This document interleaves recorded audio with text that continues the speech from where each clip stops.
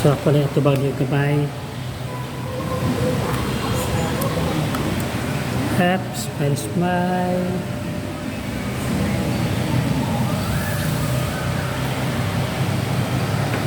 So tanawalan nyo sa YouTube ang iyong kuhan. Okay.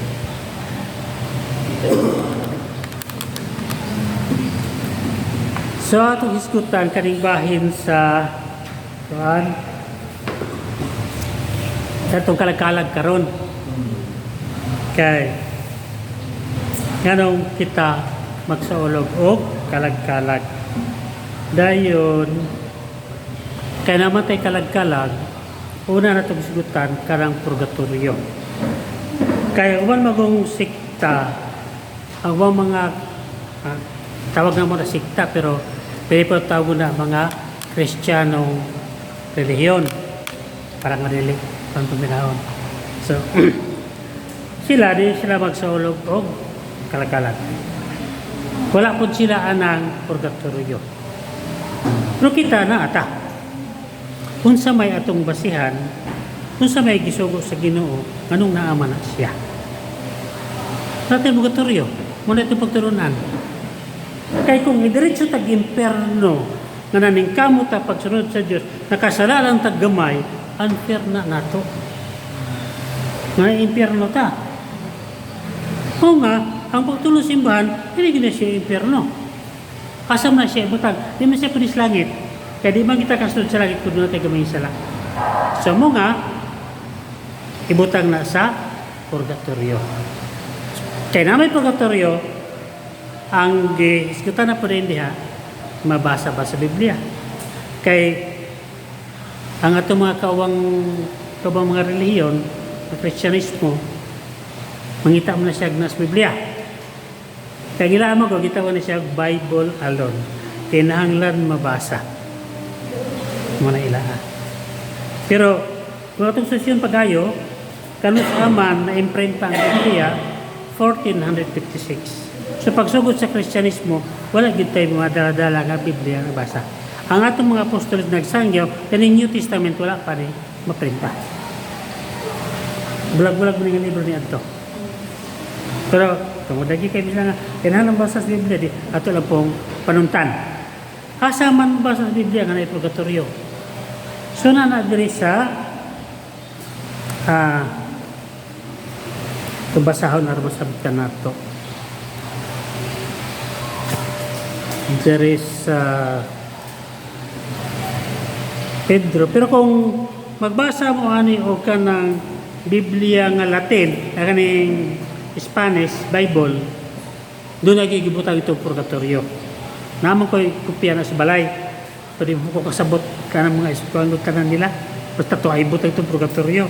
Pero dirita sa Binisaya, alam sa Ptarato, diri sa 1 Pedro, Kapitulo 3, versikulo sugda nato sa 18. Kay si Kristo mismo namatay sa mga kasalanan tungkol sa atong mga sala, ang matarong aras mga di matarong. Aron pagdala ka nato nga sa Dios, ipatay sa ingon nga tao kapag gibanaw sa ingon nga espiritu. Og sa iyang espiritu anong kahimtang miadto siya og nagwali sa mga espiritu nga nabilanggo. So na espiritu nga nabilanggo. Anong bilanggoon man? Ang espiritu. So tawag na to ana, kadto sila motoy mga nasa purgatorio. So anong panahon na nagwali si Kristo dito. Kaya katong mga kalagad to, o pamatumawali So na lugar nga ito ibutang, itong wala pa, mahalangit. So tawag na ito na purgatorio. So, kato itong ibasa karon. Pedro. 1 Pedro, Kapitulo 3, versikulo 19. Dayon, kay Biblia man lagi, di na punta sa laing, nanay man na magkuha tag Biblia, magamit tag Biblia. Di na punta sa Mateo Kapitulo 5, versikulo 26. Na napagingon dire. O timanay, bilanggoon ka dito, hangtod kabayran mo sa hingpit. So, bayran sa hingpit ang atong salang nahimo. O diri sa 1 Corinto, Kapitulo 3, tinaw man yung giingon dire. Nagingon ang ingon,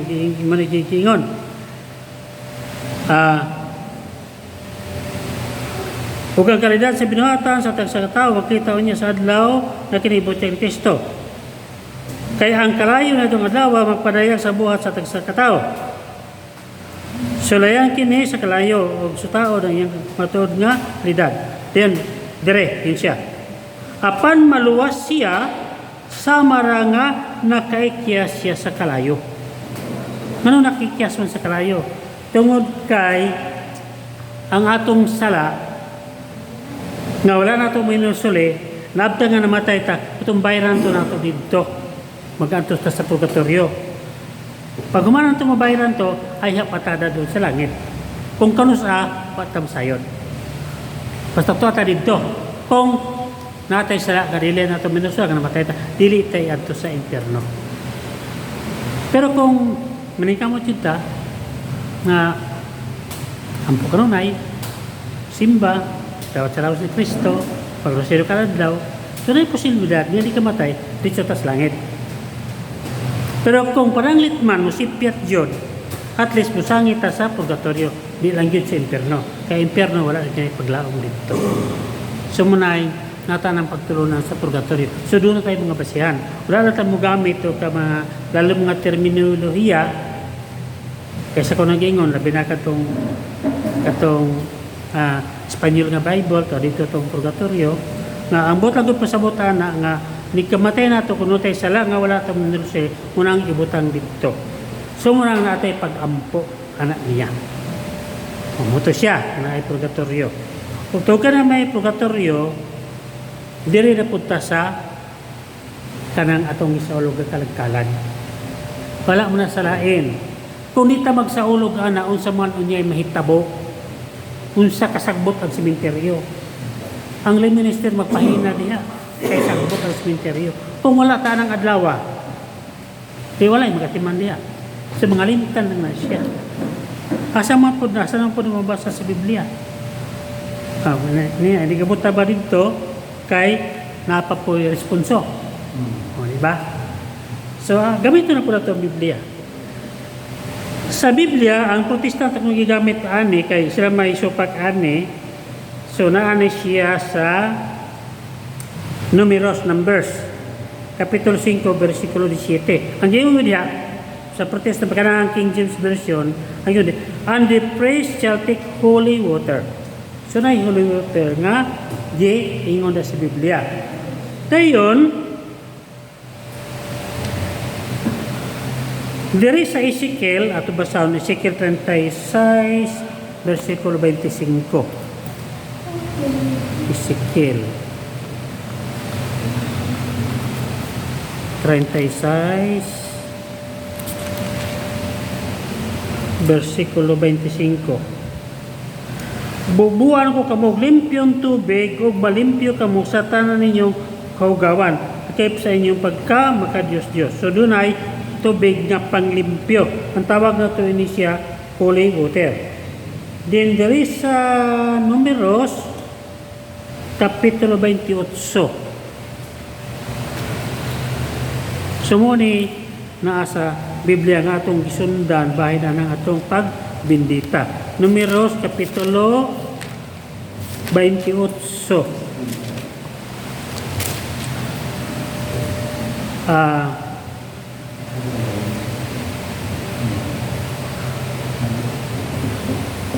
Numero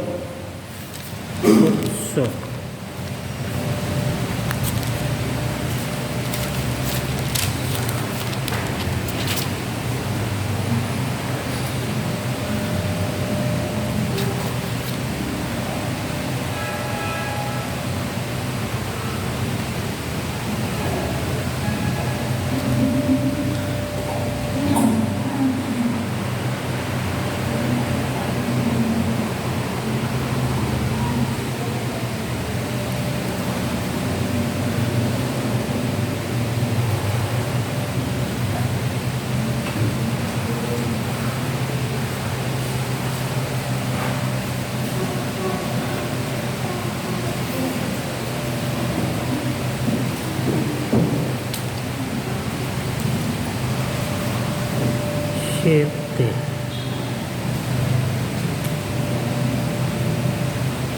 O dira. Números Kapitulo 8, versikulo 7. Gingon diri nga, sabligi sila sa tubig nga iglilinis sa paghugas sa sala o babarbasa ito itong pagkuha ni siya. So, gingon dire, sabligi sila sa tubig nga iglilinis sa paghugas sa sala. So, muna natin pagsablig yun. Diri sa numero 19, 18, muna ibahin sa sementeryo. Numeros Kapitulo 19, versikulo 18. 19-18.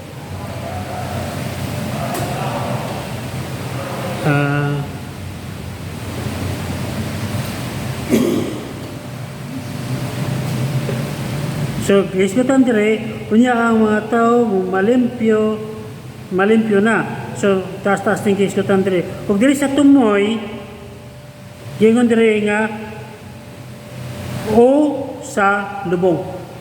So, doon ay isgutan dire nga, pag sablig o kanang holy water sa lubong. Na dire sa Numeros Kapitulo 19, versikulo 18, o sa lubong. So munang, doon ay mga pagbindita. Sablig atong bindita ang sementeryo.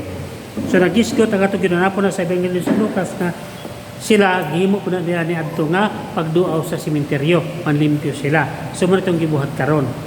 So, manang na pagbindita, pagresponso. So nana diri sa numero Ezekiel, sugod na sa ang sa sementeryo na sa Mateo, mga sa Mateo Kapitulo 23, versikulo 29, Lucas Kapitulo 11, versikulo 44. Then there sa Ezekiel, itong bubuan og limpyo ng tubig, tang holy water. O kanang magkuha og kanang holy water gyud nga gyud sa Bible na nasa kuan kining Numeros Kapitulo 5, versikulo 17, ang magkuha gyud siya og holy water. Og dire sa Numeros Kapitulo 19, versikulo 18, og sa lubong, apil ang sa lubong.